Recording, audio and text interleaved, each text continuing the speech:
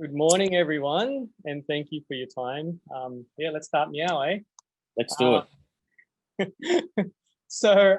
Yeah, before we start, just a financial and business disclaimer. Obviously, what Troy and I are sharing are basically our experiences, and we're not financial advisors. So this content that we're giving is by no means financial advice, or nor is it investment advice. However, we've both been in the crypto space for at least a decade on my end.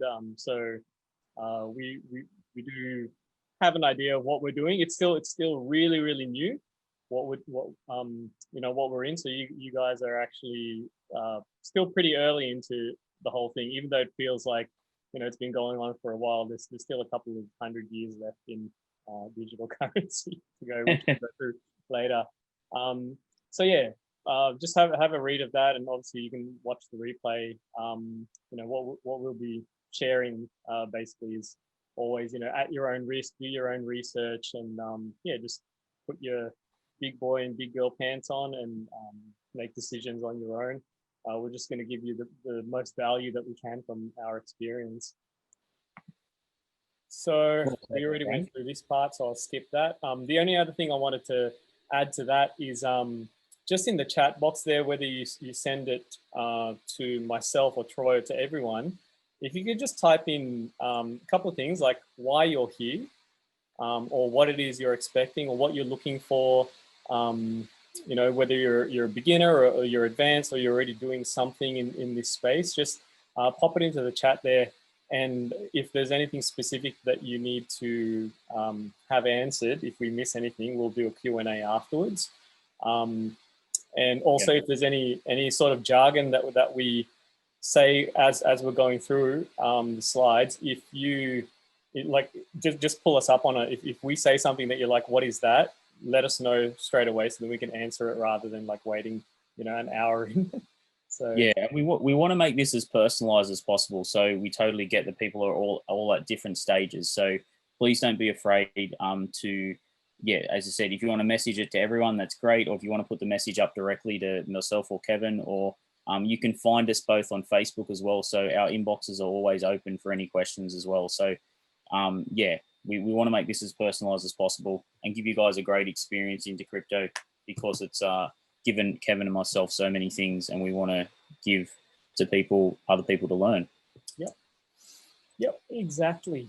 So we're in day one of this session, and you would have already read in the event. We're going to be going through, what is Bitcoin, why we should get some, how do you buy and safely store it, how you can profit from it, and then how you can grow and protect it. So we'll try and attempt to answer all that over the next 2-3 hours or so.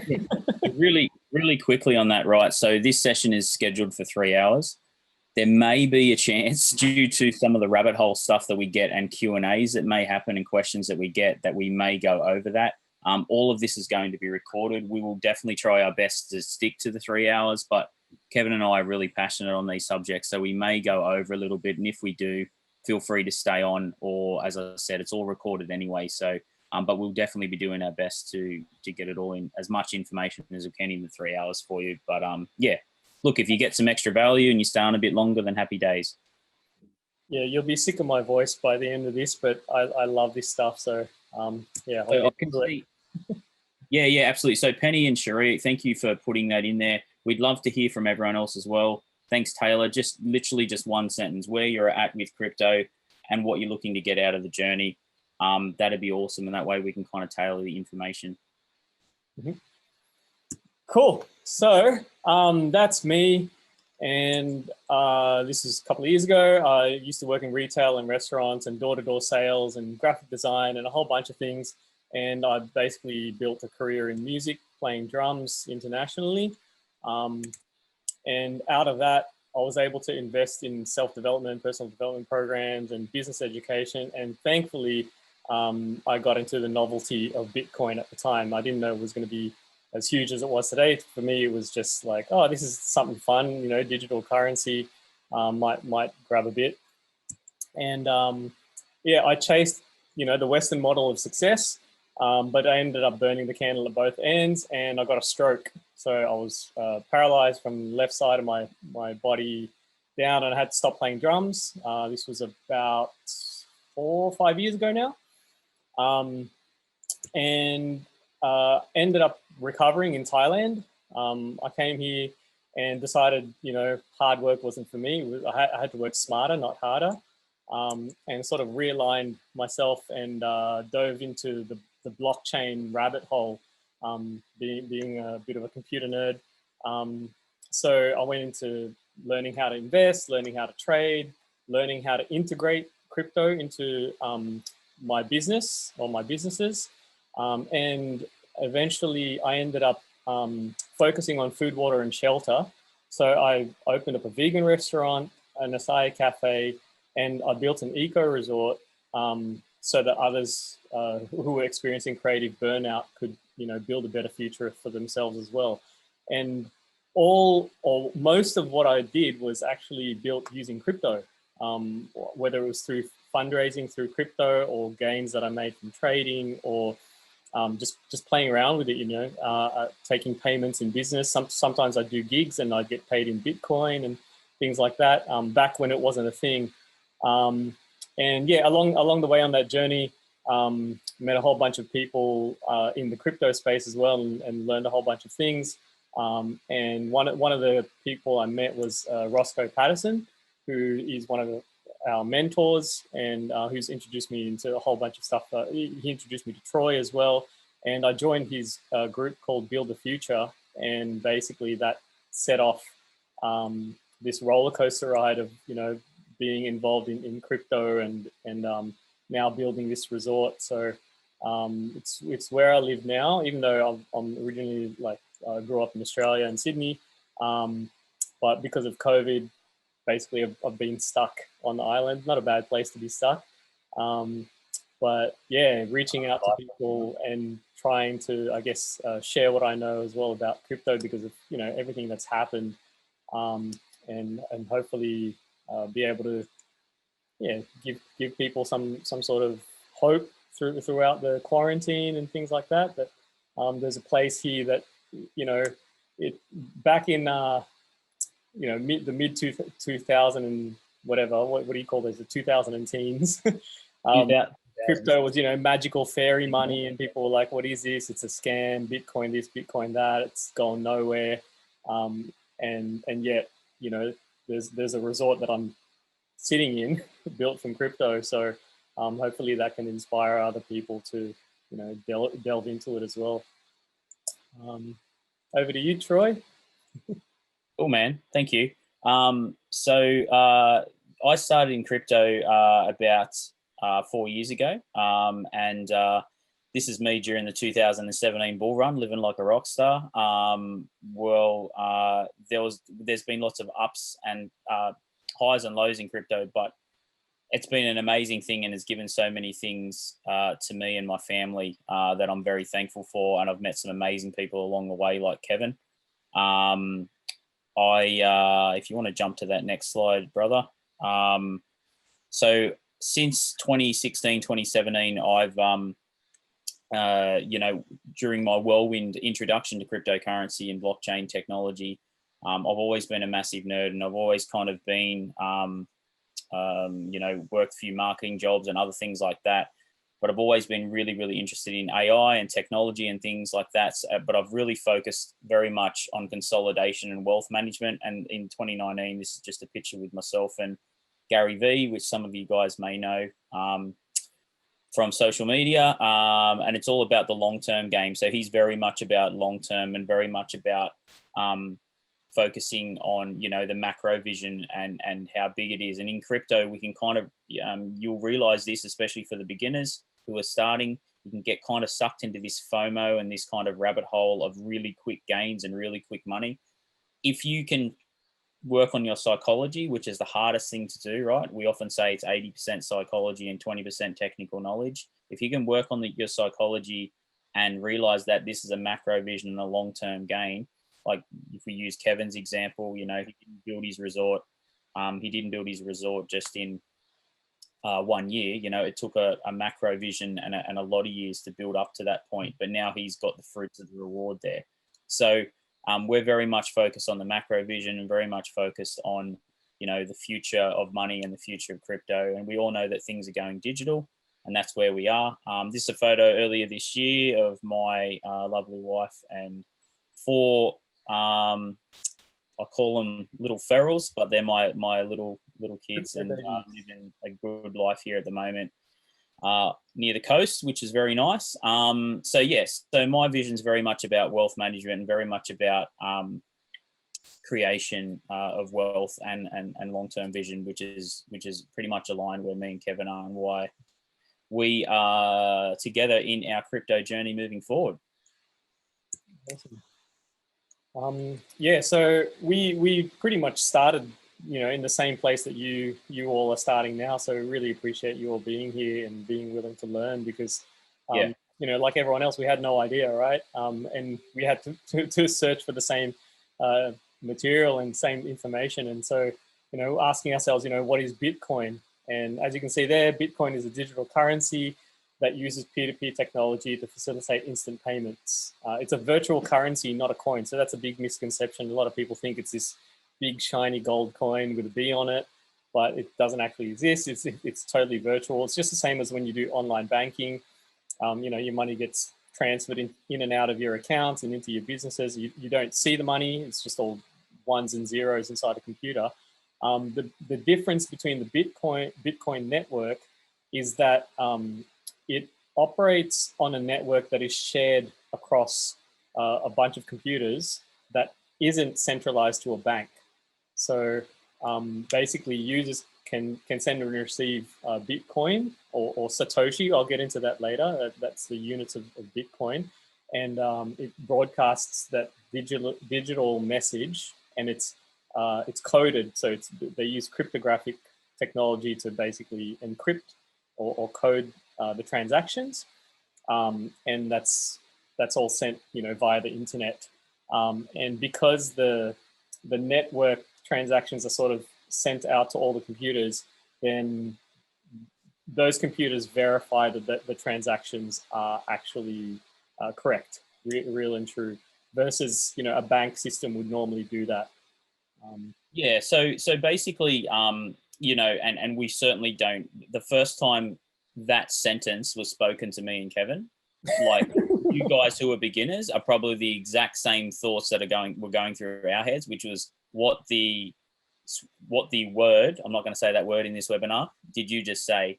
And the thing is that we're going to share with you guys some resources and some links, and I'm putting one up in the chat right now, some videos that you can really watch and concentrate to delve into. The best way that we can explain it is basically, as Kevin said, fiat money and cash money as it is controlled by centralized banks. Bitcoin and cryptocurrency are decentralized. They're not controlled. They can't be manipulated by centralized figures and centralized banks. So that's the key difference between the two, and why people believe so much in decentralized currency and decentralized finance. Obviously, you know, you guys know how many times have banks, you know, destroyed and ripped off people over the years, you know. So that's why Bitcoin came in. And just touching on a little bit more there, so users can send and receive Bitcoin, or what is known as Satoshi. So you guys may or may not have heard the figure that created Bitcoin and cryptocurrency to start with was a figure that was called Satoshi Nakamoto. And this is all probably sounding very foreign and crazy right now in some kind of computer game. But as crazy as it is, you know, the person had to remain anonymous so it could be created. Now, Satoshis are the units of currency of Bitcoin. So very similar to like dollars and cents. But Satoshis can be broken down into multiple decimals. So often people go, oh, I can't afford to buy Bitcoin because today, whatever it's worth, 18,000 US dollars. I can't afford 18,000 US dollars. Well, you can actually buy 0.000001 of a Bitcoin, right? Which is more so worth, you know, a few cents. and it has the exact same values and goes up the same way as Bitcoin does. It's just a smaller amount of it. So users send and receive Bitcoin by broadcasting digitally signed messages to the network using Bitcoin cryptocurrency wallet software, which we'll touch on again. Like I said, you guys are probably listening to all this now who are complete beginners and all just going over your head. This is all going to make sense, hopefully, within the next couple of hours. Yeah. So transactions are recorded and into a distributed, replicated public database known as the blockchain. So you guys may have heard of blockchain technology, and with consensus achieved by a proof of work system called mining. Now, that last part you probably don't really need to know about. And we're not going to really touch too much on mining in this because we don't want your brains to completely explode. We only want them to slightly explode. So so we won't go into Bitcoin mining and that kind of thing at the moment. I'm just going to put up in the chat, guys, a great website. So make sure you all write it down. It's a great resource, especially for beginners when they're starting out to learn about Bitcoin and blockchain technology. We'll put all the links up as well afterwards, so you won't miss anything. Yeah. So what Troy's talking about with mining is basically, if you think about, you know, you in the banking network, they've got a whole bunch of computers at their offices, right, at the banks, and they're the computers that process all the transactions that come through. Bitcoin, on the other hand, works off a whole bunch of computers around the world that aren't owned by banks. Like if you downloaded the Bitcoin software onto your computer, you'd be able to process the transactions. And so that's how the network is built. Like all these people, initially anyway, you know, just like uni students in their dorm rooms or whatever, downloading the software, running the software themselves.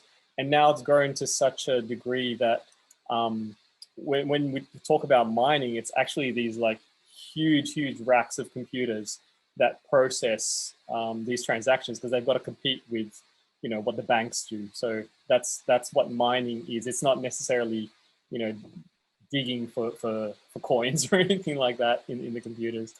It's just processing transactions. So in a nutshell, you know, how does Bitcoin work? So you buy Bitcoin from the market via an exchange.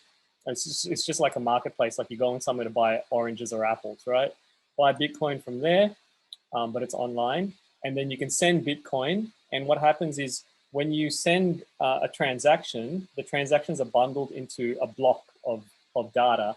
And that block of data, like say, you know, I send Troy $50, right? That's stored as a transaction. It says Kevin sent Troy $50, and then that sends it to the network of computers. And then the network basically checks what's called a ledger, like an accounting ledger, and it checks, okay, Kevin sent Troy $50. Does that match up with the ledger that I have? Does that match up with a copy that, you know, Bob down the road has, who's also running the Bitcoin software? Does that match with Mary's copy of the ledger down the road or across the country or whatever?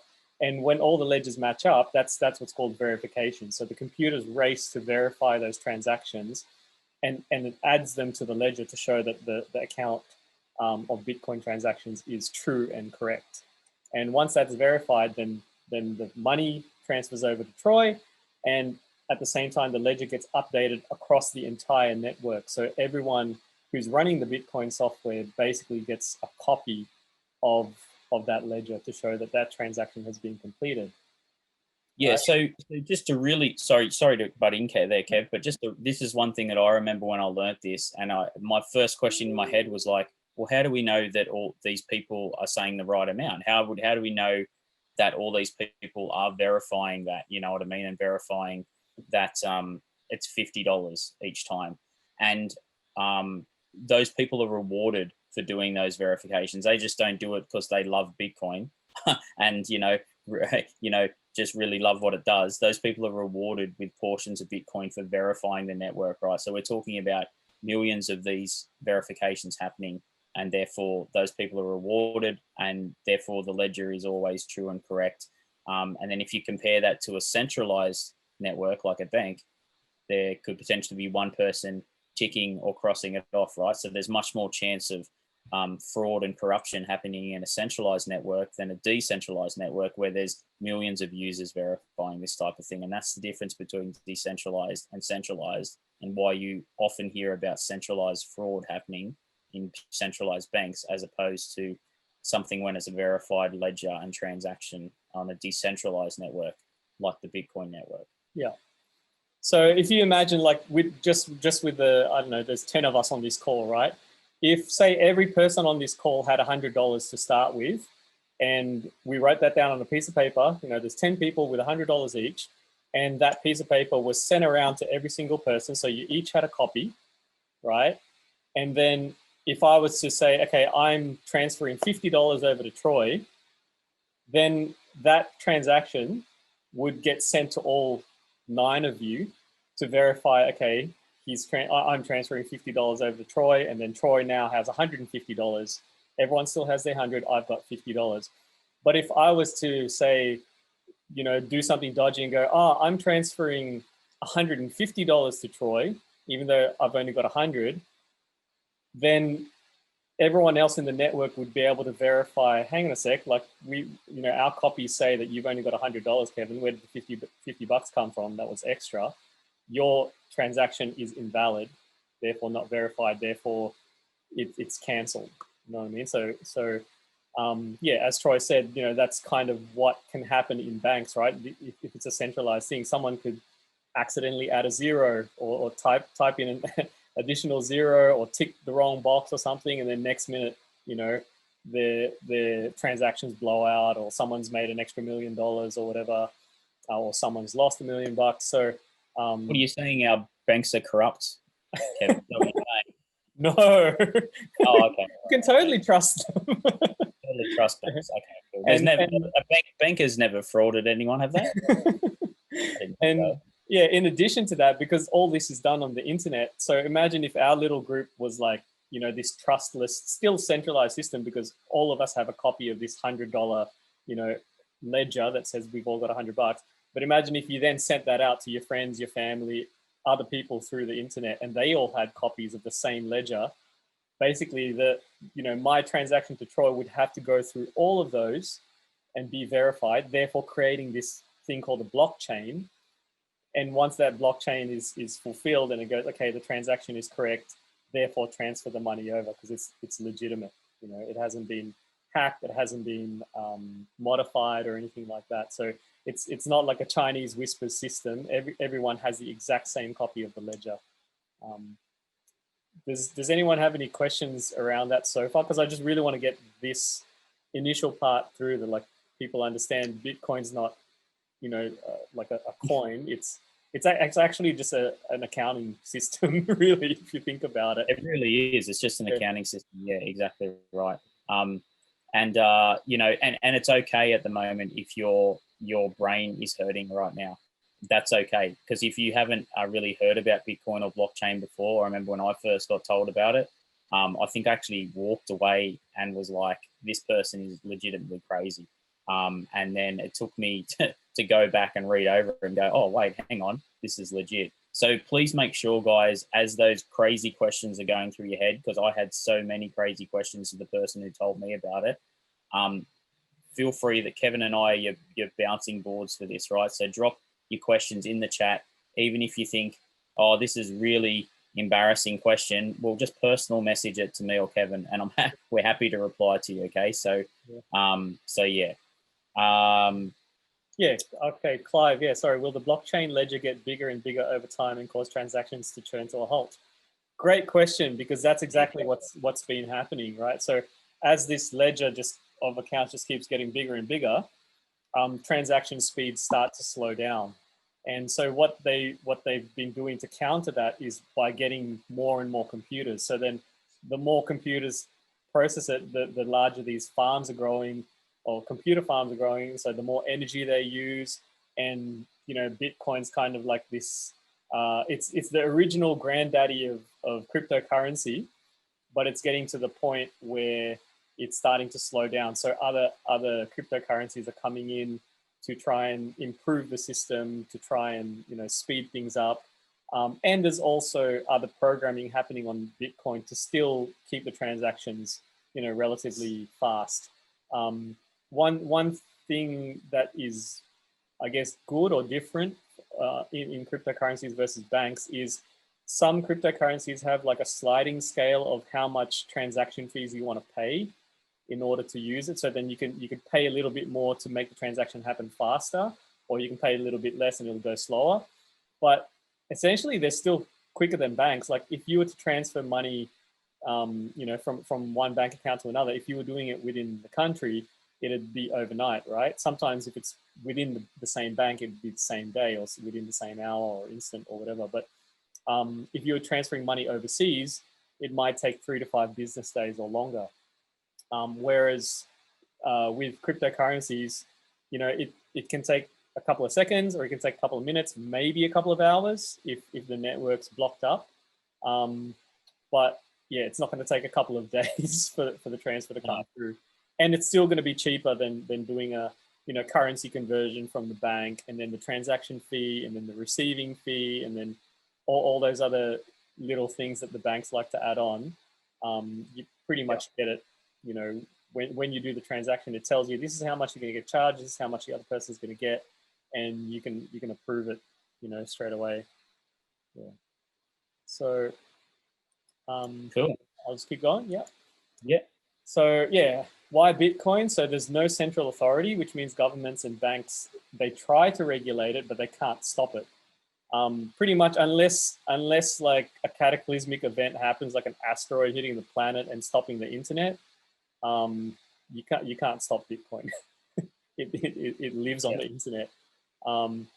Bitcoin also provides anonymity, so users can create transaction addresses that are public but do not identify their owner. So what happens is when you send a transaction through, or when you first buy Bitcoin, you get given what's called a public key and a private key, and they're like these two codes that are gibberish. Basically, they're secret codes.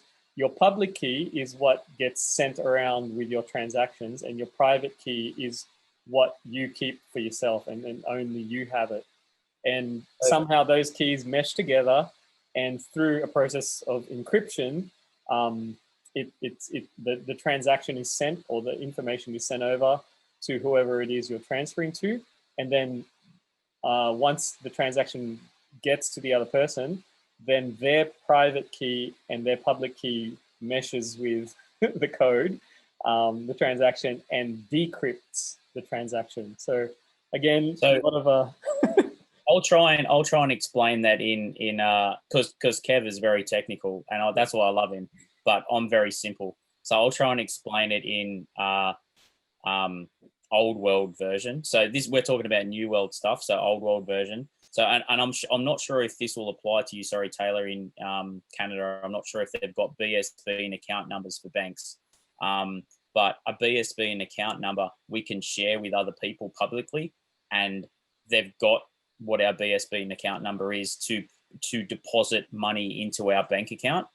And it doesn't matter who has your BSB and account number. They can't mess with your bank account. It just doesn't matter, right? It's just, and that's kind of what the public key is for Bitcoin, is that you can give your public key, so your BSB and account number, to anyone, and that person who's on the Bitcoin network can grab your public key and send you Bitcoin or cryptocurrency. And that's totally fine. But the private key is kind of like your password or your PIN number for your bank account. So obviously you never share your password or your PIN number for your bank account with anyone. That's something to keep for yourself. And that's something that you only ever verify if absolutely necessary, right? Or you need to check something or do something. So I guess that's the kind of best way of saying, but all these public keys and private keys, it's not an actual key. So when you get on, it's not like this key. What it is literally cryptography, which is a whole heap of letters and numbers. That's all it is. Like it literally is just a whole, like I'm going to type, like some of them literally look like this. I've just typed it into the chat, right? That's literally what they look like. Just a whole heap of letters and numbers. And that's what cryptography is. So a public and a private key is literally just that. Yeah. So yeah, if you remember, like when you were a kid, did you ever do those cryptographic cipher wheels where like A equals 5, B equals 6, and you kind of mix up a code wheel or something like that. That's essentially what the computer does. It, if you type in, I reckon you were the only person that played with that toy, mate. Honestly, like I was on the PlayStation. If anyone else was on a cryptographic wheel, please raise your hand right now, and I will send you some Bitcoin. Like if you can tell me that you ever played with that as a kid. That's why we love you, Kev. But yeah, I always wanted to like create my own alphabet and stuff. But anyway, okay, I'll skip to that. But yeah, so there's the anonymous side of things. You send your numbers in private, public keys, but you don't necessarily need to send your name and all that sort of thing. And then also Bitcoin has a finite supply. So there can only ever be 21 million Bitcoin in circulation. So the way that the code was written for Bitcoin, it expires after 21 million Bitcoin are mined. Like there's no possibility of any more coming out. So far, 18.6 million of them have already been mined, which leaves 2.4 million left to be mined, right? But to mine those tokens will take possibly up until, what is it? 2140, something like that. Yeah, 2140. Like another so there's still another 120 years with the current speed of computing that we have to be able to, mint or mine the last Bitcoin. So that's why I was saying earlier, like there's still time. You haven't missed the boat on Bitcoin. Like, and just to really touch on that, and this is another thing, and I just want to say this now while I remember. This is what I'll talk about. Drop questions or stuff while you remember. But when I first heard that, I'm like, so there's like a time limit when Bitcoin stops being mined. Like, so what do you mean by that? Like, there's going to be a cutoff. And this is the crazy thing, is that we grow up in a world where we just think that cash money's always been. That's not the case. So if you ever look at the history of money, right, usually currencies and money as it usually lasts between that kind of 100 to 200 year mark maximum. A lot of them last a lot less than that, right? So don't look at this as like, oh, there's a limit and a cutoff and then it's going to be worthless. And it's not like that at all. There's new, and especially in this day and age we're living in, there's brand new technologies and there's new things that are happening even quicker. So there'll be something that'll go ahead of this and then go ahead of that and then go ahead of that. And that's just how the world evolves and how communities and people evolve. Yeah, centuries ago, people were trading salt or cacao beans or whatever, sticks and stones. And then eventually money was created and people were trading real gold and real silver, copper coins and all that sort of thing. And then now the coins we have aren't even actually made of real gold. It might have like a little tinge of it, but it's like made of tin and whatever else. And now we're moving into this digital era where there's, banking, digital banking happening. Like, how many of you actually use cash like on a day-to-day basis versus using your credit card or your debit card or maybe internet banking? And the cash that you have, it's most likely a piece of paper or a piece of plastic that isn't actually worth the material it's printed on. It doesn't have gold in it, doesn't have silver or whatever. It's literally just a piece of paper that represents money as we've been conditioned or told it is. But it's and like definitely that I still, and Kevin and I are still believers that we don't believe in a cashless society. We still believe cash is very much valid, right? In regards to its the way it works, right? Anonymity and all that kind of thing. But there's no doubt that our kids and our future generations are going to be using a lot more digital buys, and we all know that the world's going digital. That's how the internet is. So and then the fourth part. So why Bitcoin? Security and trust. So Bitcoin cannot be copied. And because of the blockchain network verification process, you're basically sending and receiving value and trust. It can't be hacked. It can't be copied, so it's not like money that you can forge or yeah, create fraud from. This is with Bitcoin anyway. So I'll breeze through this part, but we mentioned before Satoshi Nakamoto began working on the Bitcoin concept in 2007. And Satoshi Nakamoto isn't actually a person, or it could be a person, or it could be more than one person. It's just kind of like a code name because, you know, imagine if you develop this thing that has the potential to change the world, you'd probably have the governments, you know, hunting you down. So you're talking about like potentially debunking centralized banks, right? So there's plenty of corrupt bankers that would not want that to happen. So, you know, if I was this person, I would be completely anonymous as well. Yeah. Yeah, and then in 2008, Bitcoin.org was registered, and on October 31st, the Bitcoin white paper was released, which basically described how this blockchain system would work. And the reason it was created is basically because of the global financial crisis. I don't know if you guys remember what happened in Greece and then what spread to the rest of the world back in 2008. You know, the big short, all the banks kind of collapsing and the housing market going down in the US, and we were in that slump. You know, everyone was talking about GFC. Bitcoin was basically born out of that because whether it was one person or a group of people who created it, they were like, how can we stop this from happening again? Like, we can't rely on the banks and the government anymore for our livelihood. So, you know, a couple of computer whizzes basically got together and created this, you know, stepping stone in digital currency. And then in January 2009, Bitcoin Network came into existence with Satoshi Nakamoto mining the Genesis block of Bitcoin, which had a reward of 50 Bitcoins at the time. So he created the first transaction. I can't remember who he gave it to, but it's all recorded. You can read the blockchain and see. And then the crazy thing is you can actually go back and see this, right? Yeah, so exactly. You can see every single Bitcoin transaction on the ledger. Still on the Bitcoin ledger, which is the crazy thing, right? Let's see if we can try and see a transaction of a bank that was made that long ago. That's certainly not an open ledger where anyone in the world can view it. Yeah. And then, yeah, 2010 in May, the first real world transaction happened. Basically, this guy bought a pizza for 10,000 Bitcoin, and it was a whole big thing on the internet. It's like, oh, digital money can now be used in the real world. Back then, it cost $25, but if he'd kept that today, it'd be $180 million. So that was a very expensive pizza. It's going to be nice. It's going to be nice.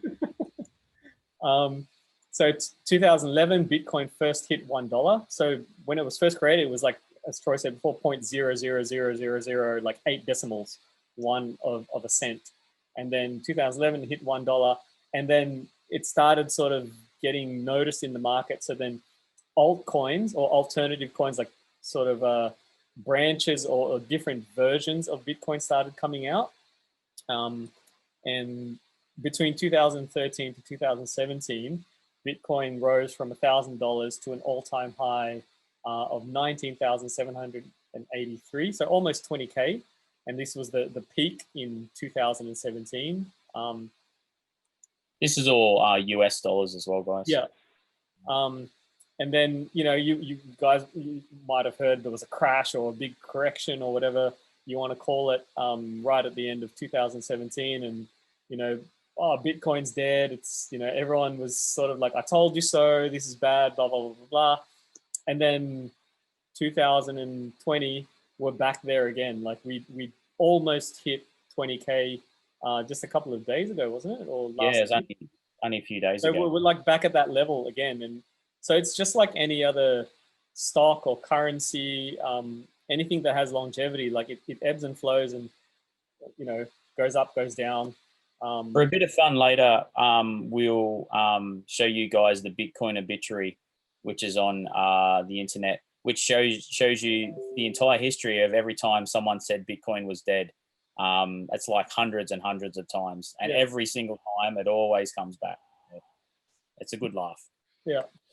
And yeah, basically now there are 7,950 different types of cryptocurrency, and there's systems in place. Like any one of you can actually jump on YouTube and learn how to create your own cryptocurrency in like 2 minutes. Whether it has value or not is, up to the market, but you could literally create a cryptocurrency for your business. You could create a cryptocurrency for your dog. I don't know. You could create any kind of cryptocurrency and assign value to it. And if we could go now and create a cryptocurrency specific to this group. And so long as all of us agree, hey, we're creating this thing and, it's worth $1, right? And we're going to call it, I don't know, Troy coin, and Troy coin's worth $1. And what that,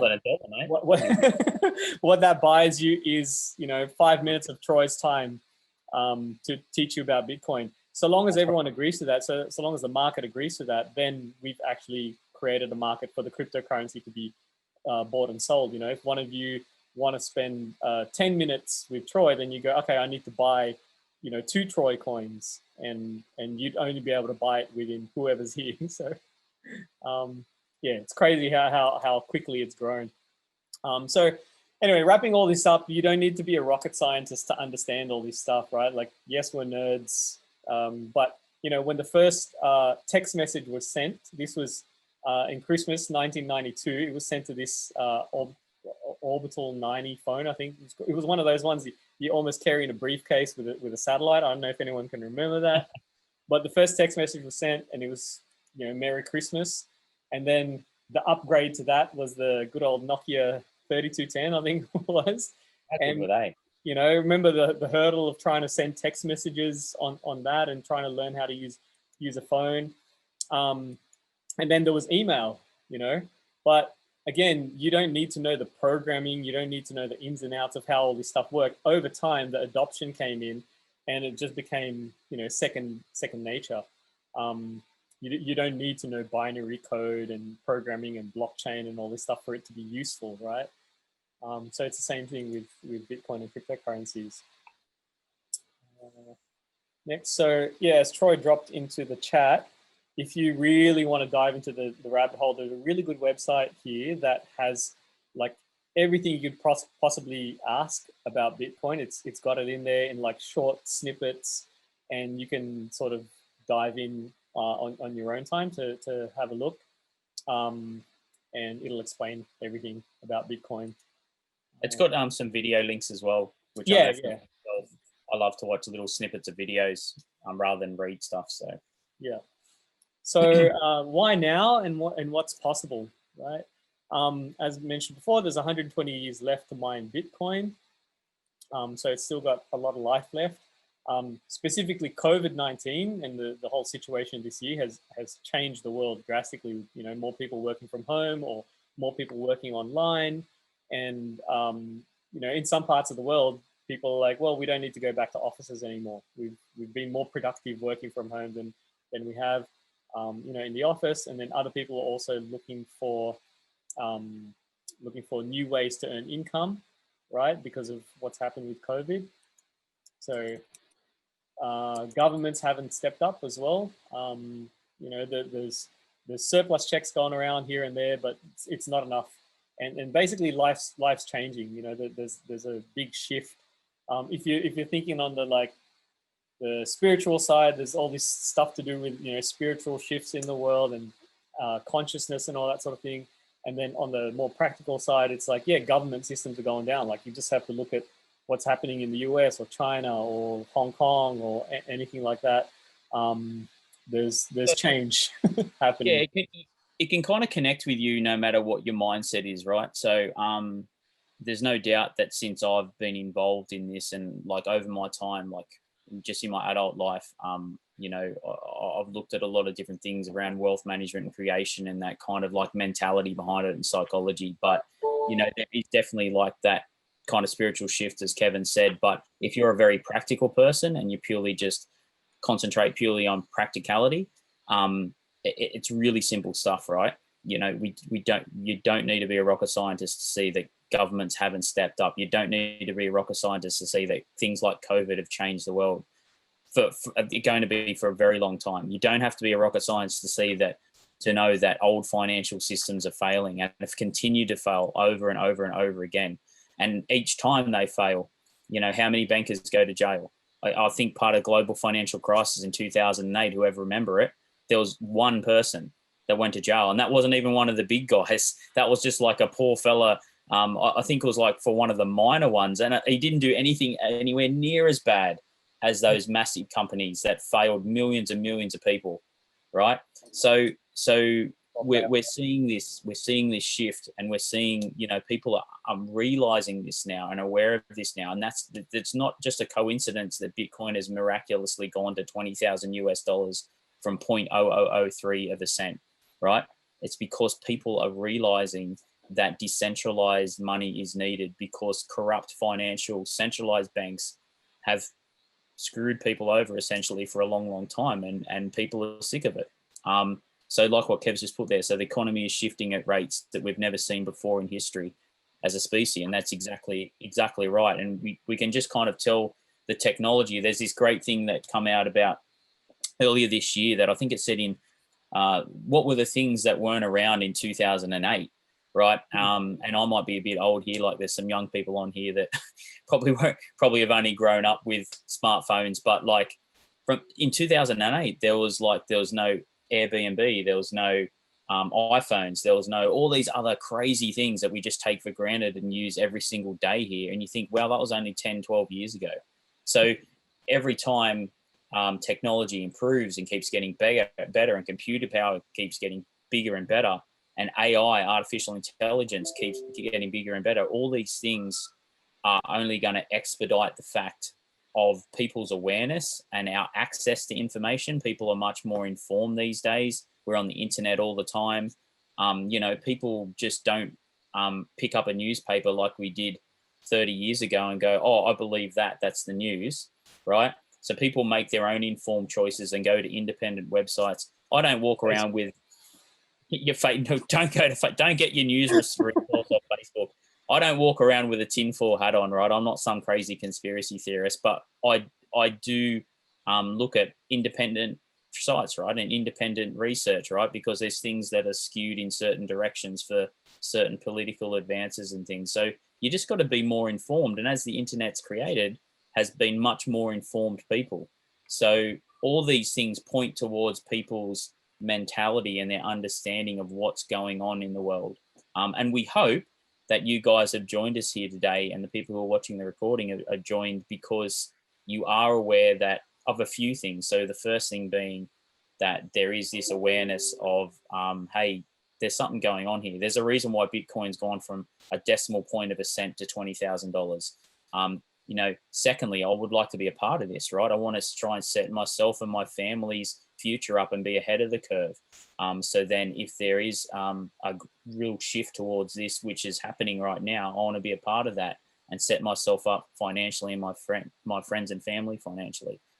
And the third thing is that you do actually want to make a positive change in the world. So Kevin and myself are very, very big believers of karma. And, you know, you give out what you get back. And, you know, you want to share this information to help other people as well. So that's why this collective is growing so much momentum and is so huge, is because the majority of people who believe in this believe in it for the better good of the world, and all the people that are, you know, don't have the same rights that we may have in first world countries. You know, Bitcoin and cryptocurrency are massively helping those people. Like there's kids walking around in Zimbabwe with $1 million cash notes, right? Going, oh, I'm a millionaire, you know, because their paper money now is just completely worthless. So, sorry, that's Troy's political and, you know, massive world stance rant for this morning.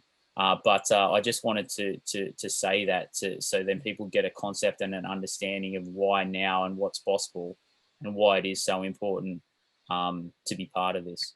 Yeah, you just have to jump on Google to, as Troy said, look up Zimbabwe, what's happened with their financial system. Look up Venezuela as well. Argentina, Venezuela. Yeah. There are countries that have either, you know, started moving towards cashless or digital societies, and cryptocurrencies have sort of saved them out of the, you know, financial crises that the governments have put them in.